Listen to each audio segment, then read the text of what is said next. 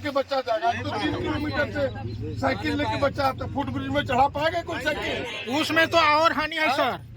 Foot bridge चलेगा बताइए? नहीं चलेगा सर। हम लोग को अंडरग्राउंड ओवर ब्रिज चाहिए क्या? हाँ वही चाहिए सर। अंडरग्राउंड दोनों जगह चाहिए, तभी काम चलेगा। फुट ब्रिज से काम चलने को नहीं है। लोहा वाला ब्रिज में तो पैर से फंस जाएगा सर। कैसे चढ़ाएगा कोई सामान? कैसे चढ़ाएगा? डीलर लोग कैसे राशन ले जाएगा? अंडरग्राउंड चाहिए। इसको बिल्कुल डिजाइन बदलना होगा, तभी होगा, ऐसे नहीं होगा। और हम लोग 2 दिन से अधिक नहीं, आज तारीख क्या हो गया?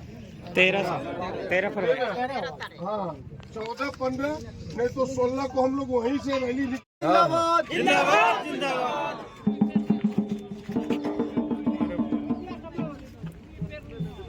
किन मुद्दों को लेकर यहाँ धरना प्रदर्शन हो रहा है? देखिए, ग्रामीणों का हमें लगता है कि महीनों से आवेदन इस बिंदु पर था। यहाँ के जिला प्रशासन, माननीय उपायुक्त को भी और इस NHI के जो प्रोजेक्ट डायरेक्टर है उनके पास भी भेजा था इन लोगों ने। कि आपने देखा होगा कि यह जो 4 लेन सड़क बन रही है कई गांवों के बीचों बीच ये गई है। सुगावथान देखे, हरियारी देखे, भटोंदा देखे, कठौन देखे, और बीचों बीच जाने के कारण खास करके जो स्कूल है, अगर पश्चिमी है तो पूरब के लोग उस स्कूल से वंचित हो रहे हैं। भटोंदा में हाई स्कूल अवस्थित है पश्चिम में, पूरब के सारे बच्चे अब कैसे आएंगे इस NH4 को पार करके, इसे NH4 लेन को पार करके, ये मुश्किल है। आप भटोंदा मुख्य चौक को देखें तो उसके हाट पूरब साइड में है, पंचायत वन पूरब साइड में है, स्वास्थ्य वन पूरब साइड में है, वहाँ भी 4 लेन है। पश्चिमी के पूरे लोग भटोंदा के कैसे लोग क्रॉस करेंगे उसकी कठिनाई है। हरियारी भी यही है, सुगावथान में मॉडल कॉलेज पश्चिमी में है, कठौन आगे भी जाए आप, यहाँ की आपकी जो प्रमुख पर्यटक स्थल है जोगनी थान, वहाँ भी इन्होंने अंडरपास पुल नहीं दिया, जिस कारण से भारी कठिनाई है। और भविष्य में दुर्घटनाओं को आमंत्रण देना है इस प्रकार की सड़क। इनकी डिजाइन ही गलत है। ग्रामीणों की मांग है कि रीडिजाइन करे और हम सबको अंडरपास पुल दे, और कोई इसके काम का विरोध नहीं है। अभी प्रशासन के प्रतिनिधि वीडियो साहब यहाँ आए थे, हम लोगों ने 2 दिनों का समय दिया। मेरी उपायुक्त महोदय से भी बात हुई थी, यहाँ के SDM ने भी अभी फ़ोन किया था, उनसे भी बात हुई थी परीक्षा ड्यूटी में, वरना वो भी आते कि भाई हम प्रोजेक्ट डायरेक्टर को बुलाते हैं, यहाँ के प्रतिनिधि इसके प्रमुख गांवों के लोग भी रहेंगे, मुखिया भी रहेंगे, हम सब रहेंगे, और फिर से रीडिजाइन कैसे हो, ग्रामीणों की सुविधा को ध्यान में रखते हुए वो काम करें। अगर 16 तक कोई ठोस निर्णय नहीं हुआ तो हम सब गोड्डा कॉलेज से लेकर के पूरे क्षेत्र के काम को बंद करेंगे, 1 इंच काम होने नहीं देंगे। यही ग्रामीणों का आवेदन है।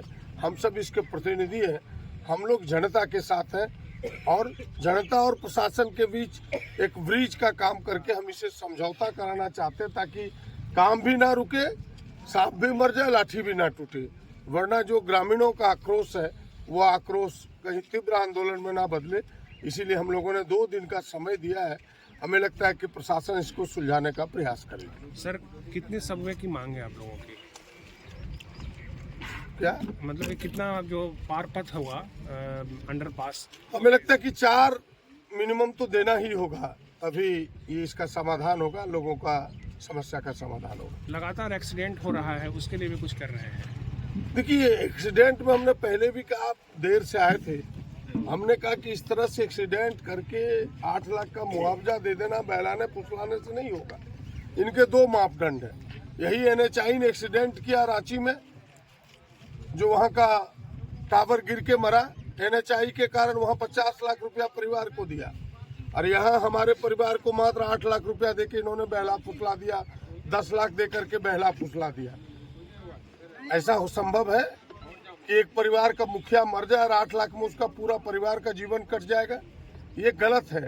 कम से कम 50 लाख का मुआवजा उसको मिलना चाहिए था, ताकि उसके बच्चे आगे पढ़ सके, उनका परिवार आगे चल सके।